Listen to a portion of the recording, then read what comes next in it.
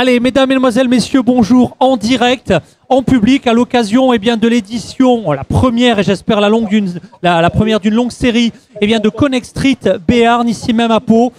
Nous allons parler d'un enjeu évidemment majeur, Rue Commerçante 2020, pour 5 leviers à mettre en place en quelques mois pour réenchanter vos rues commerçantes et vos associations. Les associations, les fédés, les acteurs. Évidemment, si tout le monde joue dans son coin, on n'ira pas bien loin.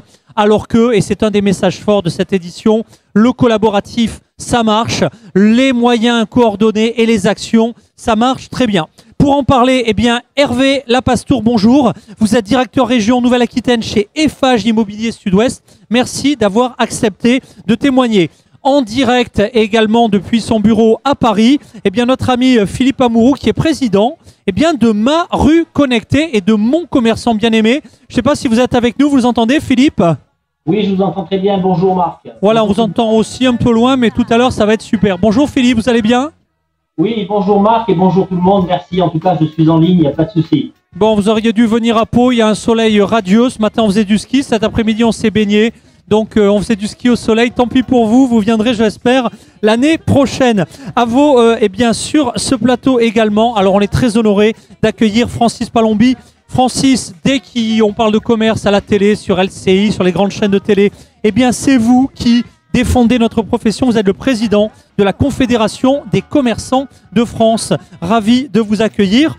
À vos côtés, indépendant, ah bah oui, précisons-le, et effectivement c'est important de le rappeler.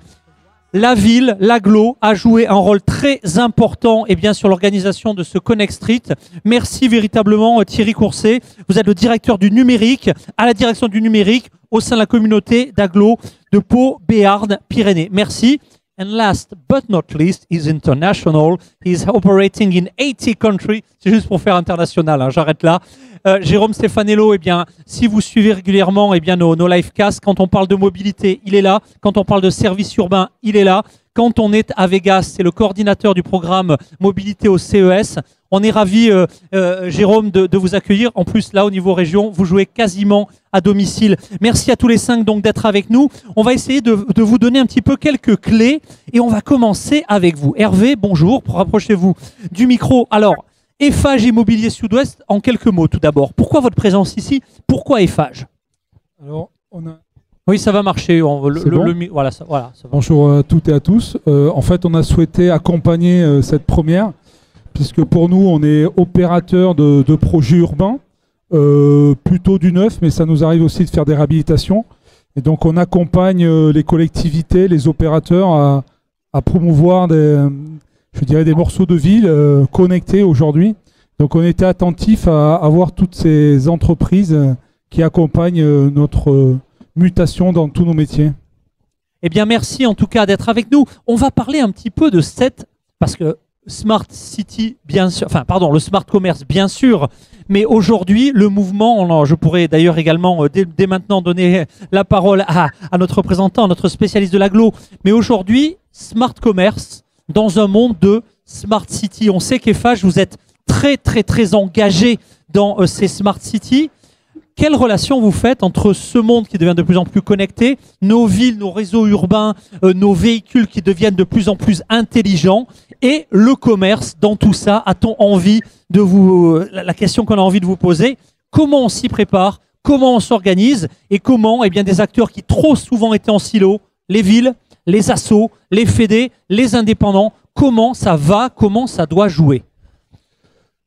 Et le tout en 40 secondes. Non, je plaisante. Non, mais je pense qu'on est passé de programmes immobiliers où on était tous à développer des produits indépendants, les logements d'un côté, les purs commerces de l'autre côté, les fameuses boîtes à chaussures périphériques.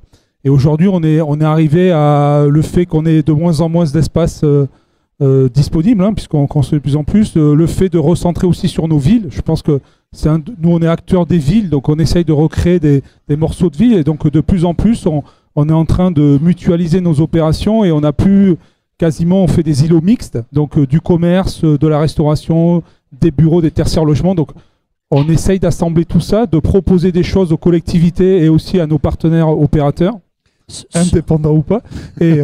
Et voilà, et des partenaires pour trouver des solutions qui facilitent notre quotidien et qui résolvent tous nos problèmes. Ce monde qui change, on le voit, vous êtes vraiment à la manœuvre. Nos quartiers, nos appartements, où on voit de plus en plus eh bien, de la gestion mutualisée, des véhicules électriques qui appartiennent à tout un bloc d'immeubles en co-sharing, des appartements qui peuvent parfois accueillir... En co-living, pardon. Voilà, oui, encore que c'est en jamais où s'arrête l'économie du partage, mais vous avez raison.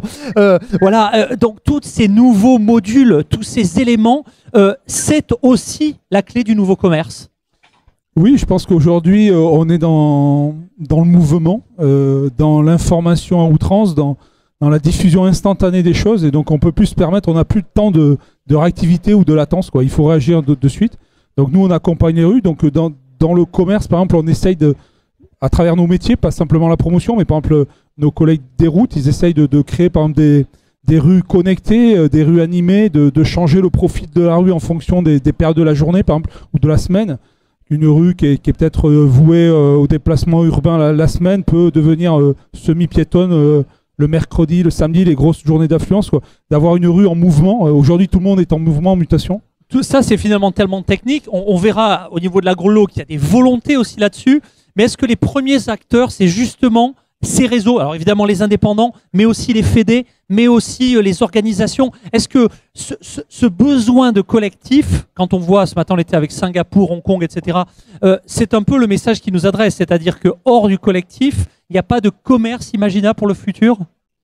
C'est comme les matchs. C'est comme les matchs, on l'a vu hier, c'est 19 à 20 et même avec un bon collectif. Je pense que chacun n'a pas toutes les clés, donc je pense que chacun à son niveau peut amener l'utilisateur, l'exploitant, celui qui crée, la collectivité qui exprime ses besoins, les utilisateurs aussi.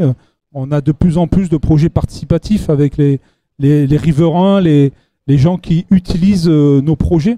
Donc aujourd'hui, on ne peut plus rester dans notre coin à créer des projets qui ne seraient pas en phase, quoi. Alors on verra avec des exemples très opérationnels, très concrets, ce qui peut se faire. Hervé, vous intervenez quand vous voulez dans notre débat. Alors justement, moi je vais me retourner vers un homme qui a été, lorsqu'il a lancé il y a quelques années à Paris sa première initiative, le commerçant bien-aimé, la rue connectée, eh bien un peu fait bouger les lignes. Philippe Amoureau, rebonjour. Alors il y a quelques années, vous avez lancé une initiative qui était assez intéressante, où on a vu dans les rues de Paris eh bien, des animateurs de proximité qui allaient finalement coacher les commerçants pour faire quoi, Philippe Amoureau? Oui, alors rebonjour Marc, rebonjour à tous. J'espère que la connexion est bonne. Elle est bonne, elle n'est pas parfaite, mais elle est bonne. Elle est bonne. Alors oui, effectivement, moi j'ai monté une association il y a 3 ans et on a effectivement mené des initiatives dans les rues de Paris et dans un quartier dans le 9e arrondissement. Alors essentiellement auprès d'un panel de 150 commerçants qui n'étaient pas forcément connectés à Internet, donc ils n'avaient ni connexion Internet, ni réseau, ni présence sur quelques réseaux que ce soit, et encore plus le moins bien placé dans les rues. Donc on avait besoin d'avoir ce panel de commerçants qui peut être identique à peu près à toutes les villes et tous les cœurs de centre-ville en France. Alors effectivement, cette initiative, elle a été basée sur du community management, c'est-à-dire on a associé l'association, elle est sur 3 objectifs, donc c'est à la fois le lien social, le digital, mais aussi l'environnemental. Donc, on s'est rendu compte qu'il y avait un constat et qui était sans appel, c'est que les commerçants, dans leur globalité, alors j'ai dit les petits commerçants, c'est-à-dire ceux qui ont entre 2 et 5 salariés, ils manquent de temps, ils n'ont pas forcément une connexion dans leur boutique, ils n'ont pas la gestion du personnel ni la gestion des stocks pour pouvoir vendre sur Internet, donc ils ne sont pas du tout connectés à tout ce qu'on vit en ce moment. Donc, le community management, c'était quelque chose qui était une priorité pour nous. C'était d'aller les voir, d'aller les solliciter, d'aller leur expliquer comment marcher et surtout créer du contenu. C'est ça. C'est-à-dire que quand vos équipes arrivaient dans le commerce, c'était pas seulement pour les former, mais c'était avec des appareils photo, c'était avec du contenu. Ils ressortaient véritablement avec un coaching opérationnel. C'était bien ça l'idée. C'est-à-dire que l'idée, c'était de créer du contenu qualitatif que nous allions reposter sur les réseaux sociaux. Alors nous, on s'est dit, il y a un constat qui est très simple. Nous, on s'est basé sur l'information. Parce que c'est vrai qu'il y a de multitudes d'initiatives que je salue, qui sont faites dans les quartiers, et il y a une surabondance de solutions digitales, pour ne citer que les marketplaces. Donc nous, effectivement, on ne vend rien du tout. Nous sommes là pour fédérer une information locale, un écosystème. C'est-à-dire que je peux être aussi bien être à la recherche d'une information sur un nouveau produit, sur un commerçant qui va ouvrir, sur une offre d'emploi d'un commerçant, sur un commerçant qui va fermer parce qu'il va vouloir déstocker, etc. Donc nous, on s'est positionné avec l'outil Mon Commerçant Bien-Aimé sur un réseau local. Donc, Mon Commerçant Bien-Aimé, c'est un outil qu'on va mettre à disposition de toutes les villes de France pour pouvoir créer des passerelles entre Pau, Lyon, Marseille ou Lille, pouvoir fédérer une information. Après, dans un deuxième temps, on pourra mettre en place effectivement des marketplaces ou des solutions digitales qui pourront venir se greffer. Donc nous, pour être très clair, Mon Commerçant Bien-Aimé, c'est un réseau social qui va permettre à tous les commerçants de pouvoir communiquer de manière pérenne, égalitaire et surtout dans le temps. Ok, et pour en savoir plus, peut-être vous intervenez quand vous voulez, mais le site, Philippe Amorou. Le site de l'association, c'est maruconnecté.org, et donc on est dans une approche, parce que nous faisons le Salon des maires dans un mois, donc j'invite toutes les personnes qui seront intéressées à me rencontrer, ou en tout cas à m'appeler en amont, mais à la fois, voilà, il faut bien comprendre que nous sommes vraiment un concept associatif, nous ne vendons rien du tout, nous sommes là pour fédérer et canaliser ce flux d'informations qui est vraiment local, pour inciter le consommateur finalement à descendre en bas de chez lui pour trouver le même produit qu'il trouvera chez les GAFA. Eh bien, merci pour cet éclairage. Vous intervenez quand vous voulez. Alors maintenant, on a parlé de Smart City, on a parlé de coachs de proximité qui produisent des contenus. On va se retourner vers un enjeu très important quand on parle de collectif, de collaboratif. C'est un sujet qui vous est très très cher, Francis Palombi. Vous intervenez depuis des années, je dirais, sur des tas de sujets, mais celui-ci, je sais qu'il vous est précieux. C'est la façon dont la démocratie collaborative, participative des commerçants peut et doit générer de la prise de décision. Ça a souvent été dans des pays latins comme les nôtres, un des grands mots, allez, disons français, mais pas que. Beaucoup de commerçants jouent dans leur coin et il n'en sort pas toujours, en tout cas c'est pas coordonné. À l'heure où on parle de collaboratif, à l'heure où on parle d'intelligence collective, il faut que ça change. C'est là où vous intervenez avec un concept qui n'est pas du tout théorique puisque nos cousins québécois le mettent en place avec une efficacité éloquente. On va parler des SIC. De quoi s'agit-il et que veut donc dire l'acronyme SIC, Francis Palombi? Eh bien, d'abord, je vous remercie, Monsieur Gâteau, cher Lionel. Je remercie également Bruno Durotti, qui est un homme charmant, actif, proactif, rempli d'énergie. Et je vous remercie à toutes et à tous, les politiques également, la mairie, de m'accorder quelques mots sur ce grand projet qui est devenu une réalité. On ne devra plus dire aujourd'hui nos centres-villes déclinent, nos centres-villes ont des déserts commerciaux, on est foutu, les petits commerçants c'est terminé, pas du tout. D'abord, quand on vit cette journée exceptionnelle, eh bien on se rend compte que le commerce est en train de rebondir, de repartir vers toutes les nouvelles technologies. On parle de transition économique, on parle de transition écologique, on parle de transition. Eh bien, quand on a la chance, les uns et les autres, citoyens, politiques, commerçants, entrepreneurs, toute la société, quand on a la chance de vivre cette transition, eh bien, il faut la vivre bras le corps. Alors, un élément important, c'est la première fois, enfin, qu'un gouvernement, bon, que ce soit celui-là ou un autre, mais c'est celui-là, en l'occurrence, qui a mis en place un ministère de la cohésion des territoires. C'est pas rien, ça. Parce que ce ministère de la cohésion des territoires, enfin, a pris à cœur, s'est mobilisé pour redonner à nos centres-villes leur force, leur vie. Le centre-ville, c'est le centre-ville historique. C'est l'histoire d'une ville, d'un territoire. Le centre-ville, c'est inépuisable. Le centre-ville, c'est irremplaçable. Alors, ça ne veut pas dire que d'autres formes de commerce, au fil de ces 20, 30 dernières années, se sont créées, et tant mieux, parce que la société évolue. Actuellement, elle évolue encore d'autant plus. La place des périphéries, des grandes surfaces, c'est une chose, c'est une forme de commerce qui est tout à fait respectable et qui s'était avérée nécessaire ces dernières années, mais le trop, c'est comme le pas assez. Et le trop, eh bien, c'est une débauche de création parfois de grandes surfaces périphériques, de grands centres commerciaux en périphérie, et on a laissé un peu s'endormir ces centres-villes. Les élus ont parfois trop laissé passer de temps, et bien maintenant les élus se sont à nouveau mobilisés. Et en ce qui me concerne, je suis le président de la Confédération des commerçants indépendants de France, ça veut dire 450 000 entrepreneurs de moins de 11 ou 100 salariés, c'est 19 fédérations professionnelles de branche, c'est des relations permanentes avec l'État, mais et particulièrement, et je les citerai peut-être souvent dans cet exposé, les chambres de commerce et d'industrie. Elles aussi, elles retrouvent ce punch, elles retrouvent cette énergie pour travailler sur le centre-ville et le territoire. Alors, il y a 3 ans, j'ai constitué une délégation française, une quarantaine d'acteurs politiques, non politiques, entrepreneurs, la ministre, la secrétaire d'État au commerce de l'époque. Et nous sommes allés 3-4 jours au Québec. Et là, nous avons découvert ce que l'on appelle les sociétés de développement commercial. Et ces sociétés de développement commercial, c'est quoi? C'est ni plus ni moins acté par une loi en 1982, le rassemblement de tous les acteurs d'un centre-ville pour faire le contrepoids équitable avec les acteurs de la périphérie. Pas pour les combattre, pour faire le poids équitable.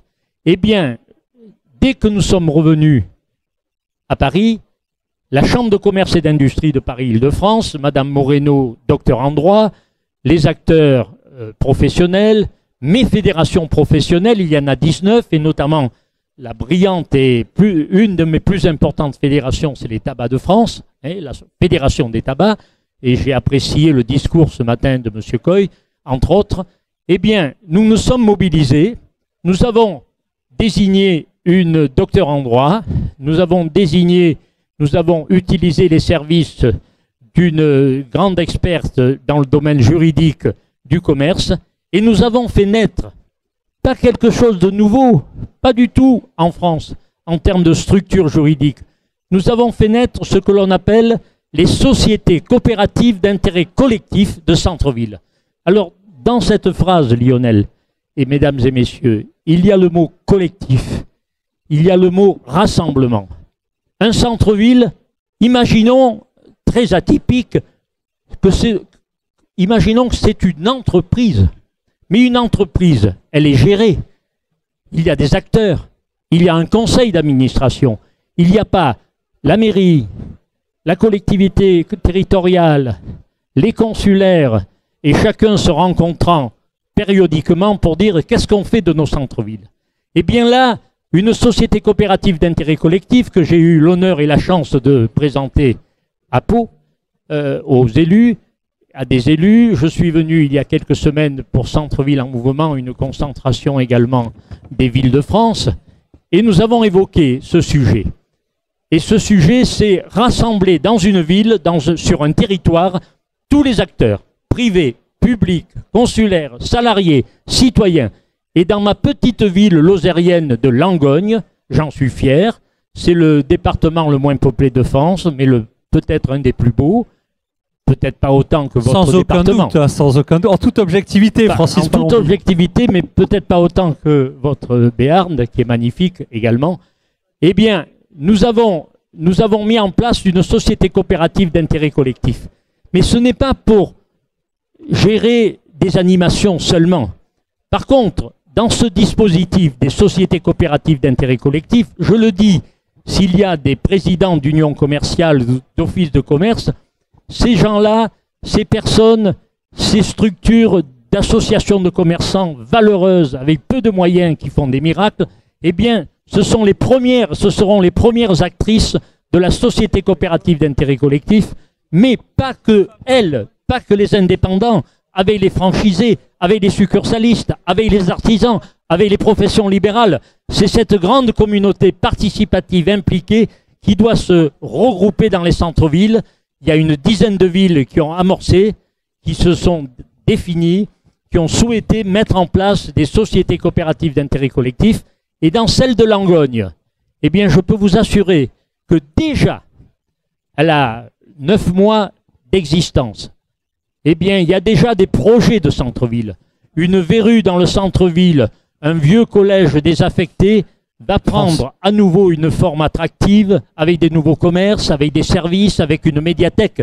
Eh bien voilà, si aujourd'hui j'ai fait passer ce message, je m'adresse à toutes les collectivités locales et communautés de communes, à tous les consulaires, parce qu'on les avait un peu oubliés au niveau du gouvernement nouveau, actuel.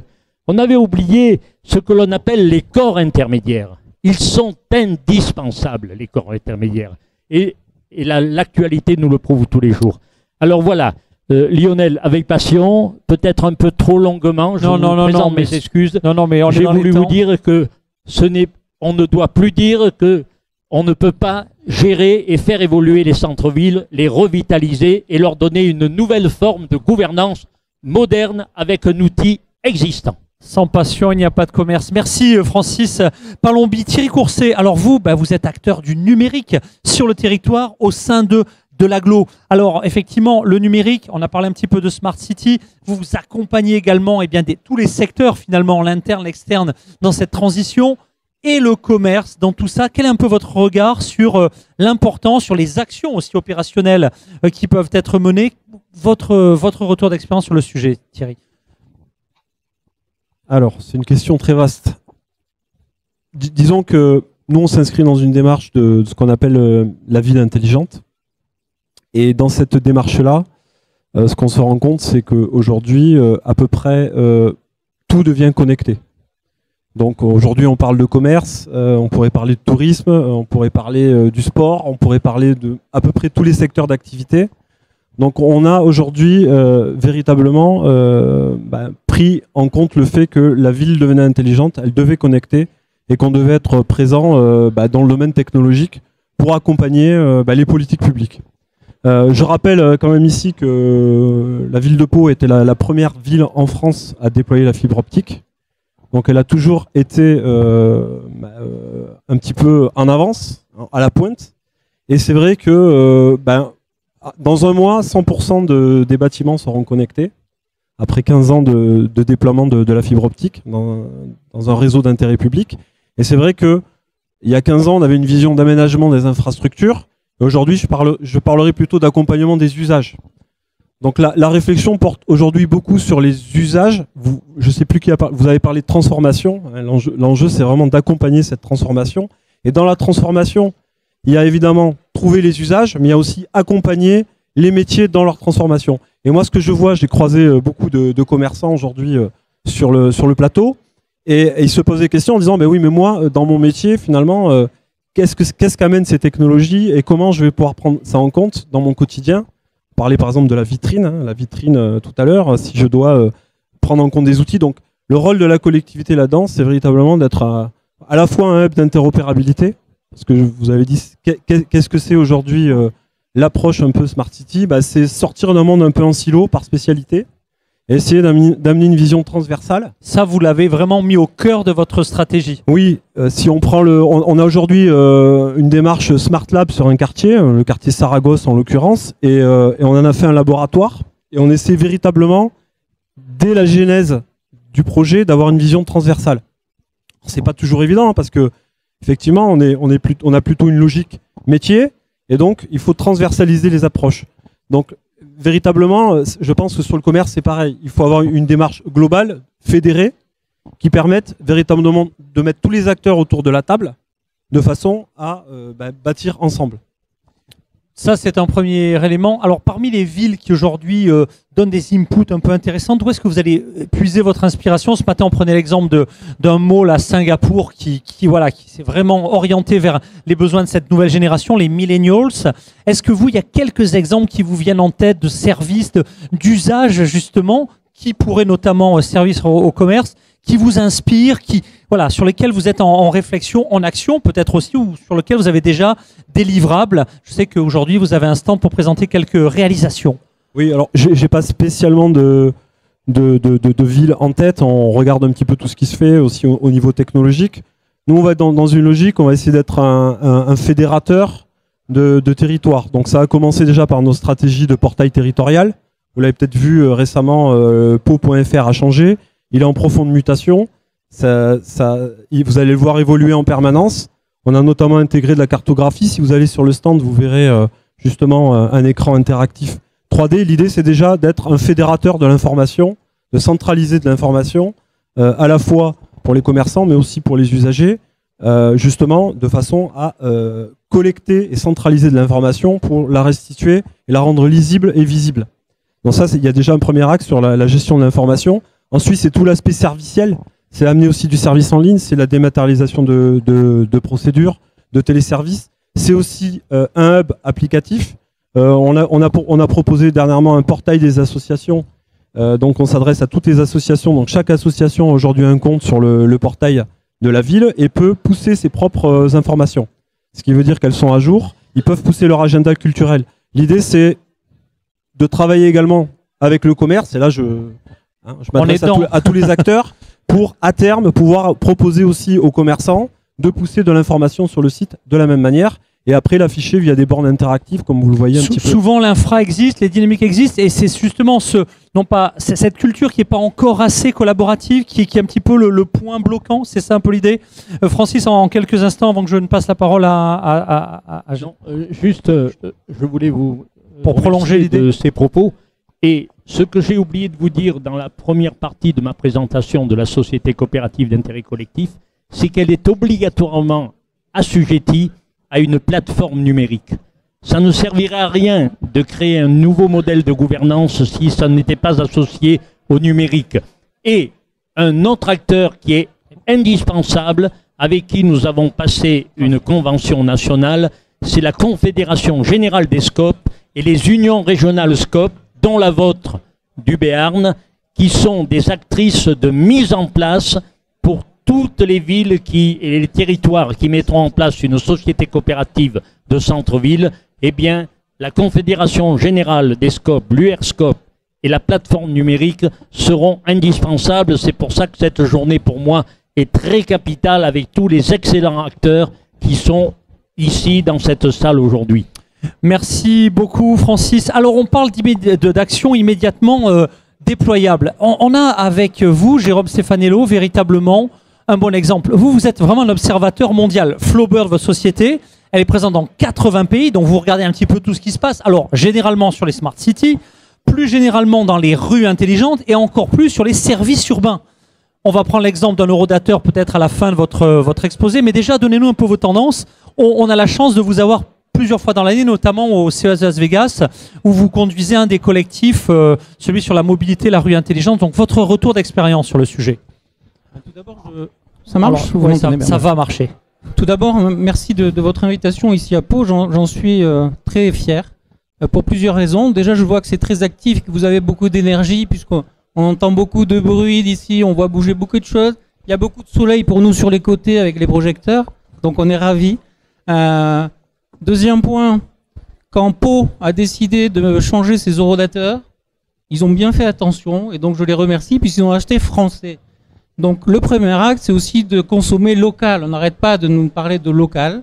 Bien qu'on soit très mondialiste, puisqu'on est présent dans 80 pays, dans 10 000 villes, on a autant d'outils connectés que Francis, de commerçants adhérents à son association, à son mouvement.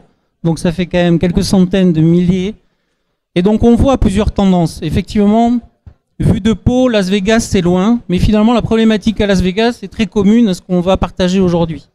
Et donc, grâce à ces échanges qu'on peut avoir en permanence avec les villes, les problématiques qu'on rencontre autour du stationnement, on s'aperçoit que le stationnement, qu'il soit payant ou pas payant, finalement, on s'aperçoit que les problématiques sont toujours les mêmes et que les commerçants ont toujours besoin de clients.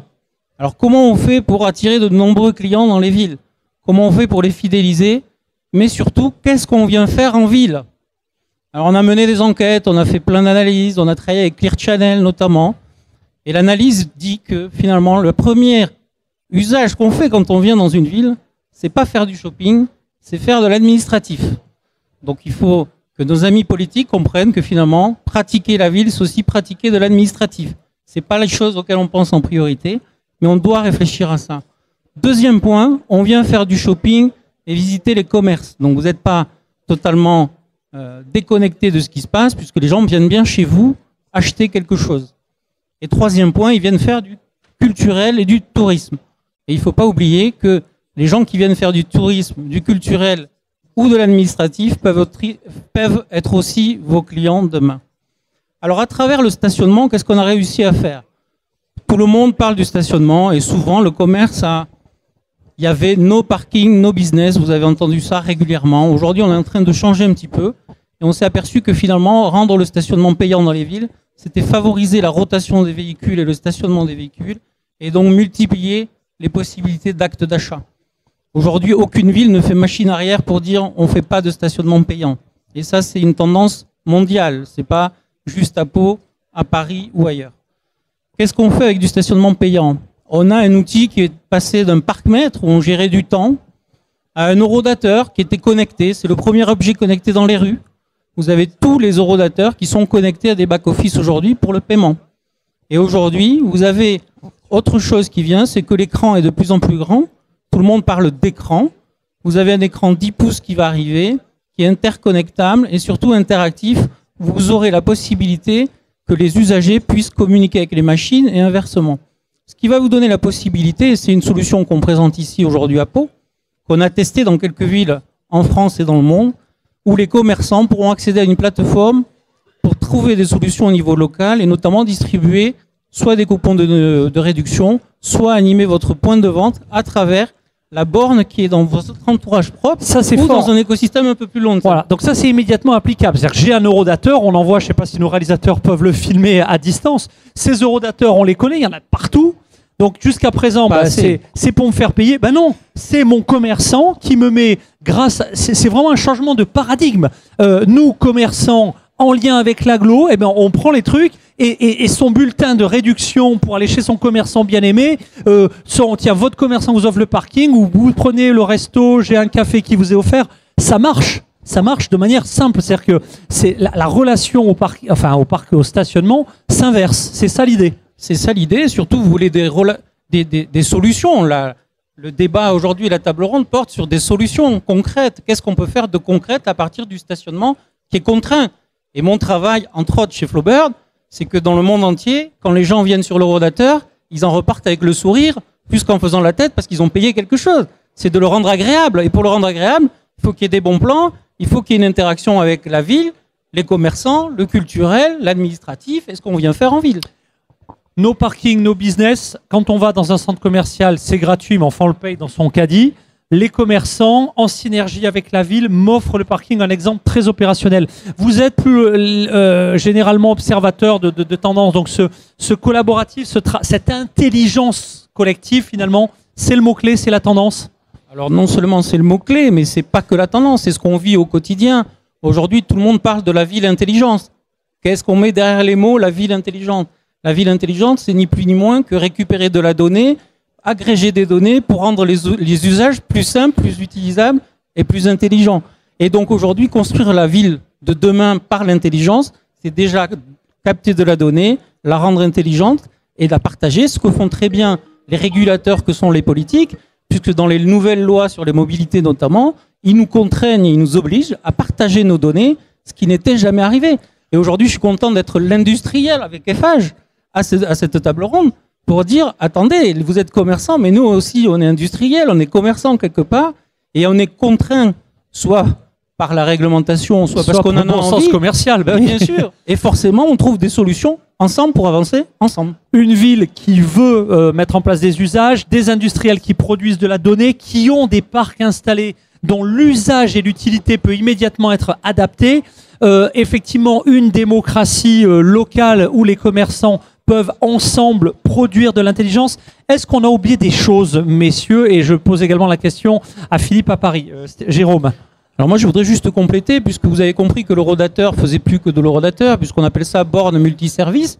Tout à l'heure, notre homme du digital local nous a parlé de borne interactive.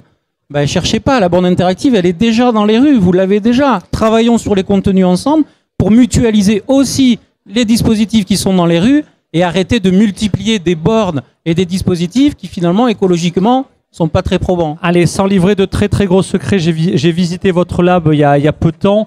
J'ai vu les futurs prototypes où au-dessus de l'Eurodateur, on voit un drone, il y a un incendie qui se propage dans le quartier et c'est le drone de surveillance qui décolle de l'Eurodateur de proximité. J'ai vu vos prototypes où des droïdes de livraison urbaine se plug automatiquement à l'Eurodateur pour aller faire de la collecte ou de la remise. Tout ça, finalement, ça dépend d'une volonté globale, de cette volonté qu'ont les commerçants, les agglos, les industriels à travailler ensemble. C'est toujours ça la tendance. La tendance, c'est toujours que... Et les politiques, bien sûr, vous avez raison. C'est tous les acteurs des villes qui sont acteurs. Il y a un stand ici, j'ai vu France NUM, qui a la vocation, ils vont nous rencontrer parce que j'ai 19 fédérations avec un professionnalisme différent par rapport aux unes aux autres. Et c'est bien que l'État également, sur ce point, se penche sur la sensibilisation. Et après, bien sûr, ce sont les grands professionnels, les grands prestataires qui sont ici, qui feront le travail à un certain niveau. Et je crois que c'est très très important de le rappeler. Ouais, j'ai la grande frustration. J'étais ce matin, je discutais avec David Adolphe, qui justement au niveau de la DRI représente un certain nombre de programmes et que je vous incite à découvrir. Alors, il reste deux mots-clés. Après, on aura peut-être des éléments, mais leur tourne. C'est effectivement les data. Donc, on en a un petit peu parlé, mais on n'est pas allé au bout. Toute cette open data, cette data qui est disponible, que souvent alors les fameux GAFA, alors eux, ils savent l'utiliser. Ils ont même tellement de data qu'on appelle ça du big data. Mais les commerçants, et ça existe dans le monde entier, pas assez en France, on appelle ça de la smart data, ils s'approprient dans leur quartier, dans leur îlot des choses. Là-dessus, Thierry, je sais que ça c'est un des sujets qui vous est cher, un focus sur la smart data à l'usage des commerçants, des associations, des fédés.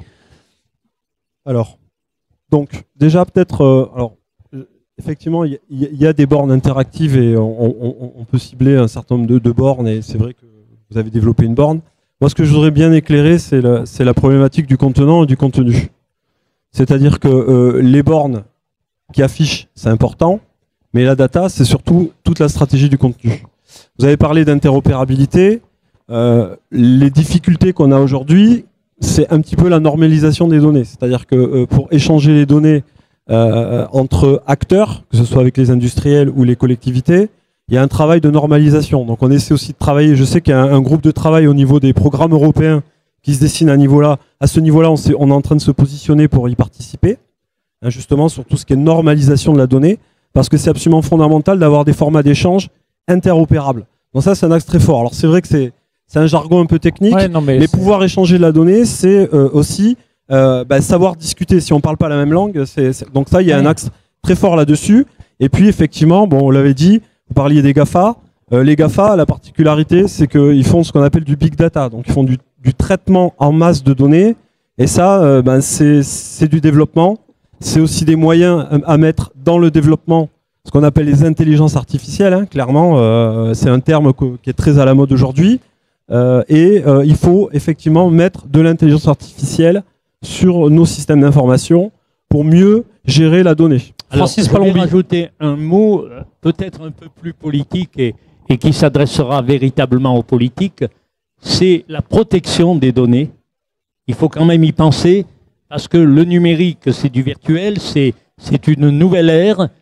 Et alors là, pardonnez-moi, je ne pouvais pas m'empêcher de le dire, pas parce que je représente les très petites entreprises, mais il y a l'équité fiscale que l'État doit en permanence faire respecter.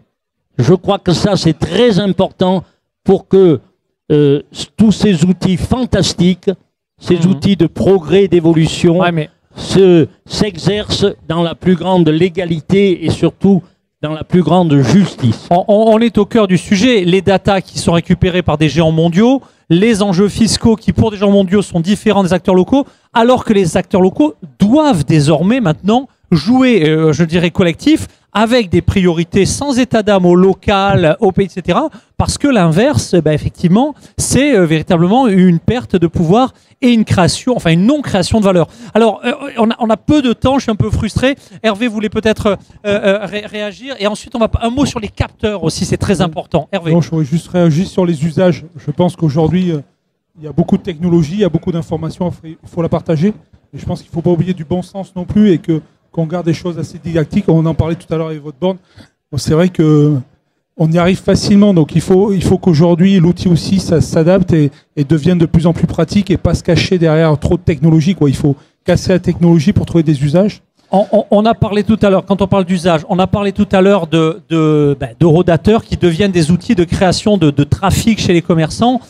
J'ai quelques villes, alors là où, quand on parle de données privatives, Francis Palombi a tout à fait raison, mais inversement, j'ai une ville qui, sans évidemment décrypter les identités des personnes dans la ville, a dit on a des caméras de sécurité, c'est très bien, mais ces caméras, avec un peu d'intelligence artificielle, elles permettent de donner en temps réel aux commerçants du quartier des analyses hyper fines sur la fréquentation de la rue. Voilà quand il y a du monde, voilà quand il n'y en a pas, voilà quand est-ce qu'il faut ouvrir, quand est-ce que vous ferez mieux d'eux. C'est-à-dire vraiment de l'usage hyper opérationnel. Et ce type de choses, de comportement qui finalement repose sur du bon sens, c'est aussi la capacité que vont avoir les fédérations, les agglos et évidemment la compréhension des commerçants indépendants ou non indépendants réseau de toute cette intelligence ambiante, c'est-à-dire l'homme-machine. Il y a de l'intelligence, des data, on a parlé, et des capteurs. Vous êtes un spécialiste des capteurs, vous en mettez, alors, des capteurs pour le bien de tous, les eurodateurs qui deviennent des lieux de captation d'anti-pollution, etc. Un mot là-dessus, Jérôme Stefanello. Un mot, on a la chance d'avoir un maillage assez précis des villes, puisque les eurodateurs, vous en avez tous les 50 ou 100 mètres. Donc, naturellement, nous est venue l'idée de dire, c'est une boîte qui est connectée avec un écran et un outil de paiement dans la rue. Qu'est-ce qu'on peut en faire d'autre? Il nous est naturellement apparu l'idée du capteur de bruit et de pollution pour avoir un maillage précis de ce qui se passe dans la rue, tant pour le citoyen que pour le politique, pour adapter sa politique. Comment voulez-vous que le politique, sans données, puisse prendre des mesures et mesurer sa politique tout au long de son mandat s'il n'a pas de données de départ? Impossible. Moyennant quelques milliers d'euros, on peut équiper chaque eurodateur de capteurs de bruit et de pollution, donner à la main du politique la donnée, puisqu'elle n'est pas publique, ça passe d'abord par le fil du politique, ça peut être très anxiogène comme donnée, mais je veux quand même vous rassurer, il n'y a pas que les GAFA qui ont des données. Aujourd'hui, Flowbird, c'est 6 milliards de tickets de parking gérés dans le monde. Tout le centre de billing, ce qu'on appelle, et de réconciliation bancaire, se passe à Besançon. Ça ne se passe pas aux États-Unis, ça ne se passe pas ailleurs. Et les premiers tests sur les capteurs de bruit et de pollution, c'est à Moscou qu'on les a fait. Pour vous dire le degré de confiance que nous accordent les villes, à nous, Français. Et ça, c'est vrai que l'intégrité des data, les Français, les Européens en général, c'est clair que la protection qui est souvent mise en avant comme, je dirais, une faiblesse, c'est vrai. Mais à l'heure de l'intrusif, à l'heure où en Chine, si vous traversez un passage clouté, la reconnaissance faciale vous reconnaît, vous envoie directement votre PV. Il y a, et on le voit bien, regardez ce qui se passe à Hong Kong, des prises de conscience sur la nécessité que les territoires, les citoyens, les acteurs, donc les fédérations, à commencer par le commerce pour rester dans notre sujet, s'emparent de ces sujets en mode collaboratif. Alors il est 51, il nous reste peu de temps. Jérôme, un dernier point très rapidement. Je voulais un dernier tour de table de conclusion. Je voulais juste terminer cette intervention en faisant prendre conscience que c'est possible d'innover et de faire quelque chose depuis nos territoires vers tous les territoires du monde. C'est possible. La preuve, on en est la preuve exemplaire. C'est qu'en 4 ans, on a fait une révolution, parce que vous vivez des révolutions, nous aussi, à travers l'industrie. Tous les jours, on se réinvente, sinon on serait déjà mort. Mais on ne peut rien sans le politique dans nos métiers. Et donc j'appelle les politiques à prendre conscience qu'aujourd'hui, quand je vous parle du premier pilote fait à Moscou, ça ne me fait pas plaisir d'aller à Moscou faire des pilotes ou à Las Vegas.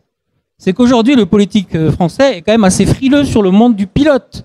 Mais sans pilote et sans test, on ne peut jamais passer à l'étape supérieure. Donc j'appelle les politiques à la conscience citoyenne pour qu'ils nous donnent la possibilité de faire des pilotes. Et peut-être de tous ces pilotes naîtront des solutions qui feront du bien à tous. Mais voilà, soyons responsables tous à nos niveaux. Les politiciens et évidemment vous, acteurs du commerce, fédération commerçante, pour faire remonter l'info, parce que les data existent, les solutions existent, les techs européennes elles sont tout à fait en pointe. Il ne tient qu'à nous de nous les approprier. On arrive au dernier tour. Alors, un petit mot et puis le tour de table. On commence avec vous. Une réaction et le mot de la fin. Hervé, le tour de table des conclusions. Très rapidement. Donc, tu parles de pilote. Nous, on parle de démonstrateur de la ville. Donc, c'est vrai qu'on peut parler beaucoup, mais après, nous, ce qui est important, c'est de mettre en application. Donc, c'est vrai que notre groupe, dans chaque région, on veut faire démonstrateur de la ville urbaine. Donc, c'est vrai qu'aujourd'hui, on a un projet à Pau sur Deus où on accompagne les collectivités à recréer un lien, une activité au bord du Gave en bas autour de la gare. Donc c'est vrai que pour nous, c'est mettre en application un peu notre savoir-faire et surtout partager les commerçants, les collectivités. On n'a pas la science infuse non plus, mais c'est mettre en application des méthodes et apprendre aussi pour pouvoir progresser. Eh bien, on est ravis que des champions comme Eiffage soient au service des villes, au service des citoyens et restent leaders en matière de Smart City et en matière de Smart Commerce. Merci Hervé Lapastour, directeur région Nouvelle-Aquitaine chez Eiffage, Immobilier Sud-Ouest. On peut l'applaudir et le remercier. Merci Hervé. Alors, je vais tout de suite donner la parole pour le mot de conclusion. Est-ce que vous êtes toujours avec nous, Philippe Amourou?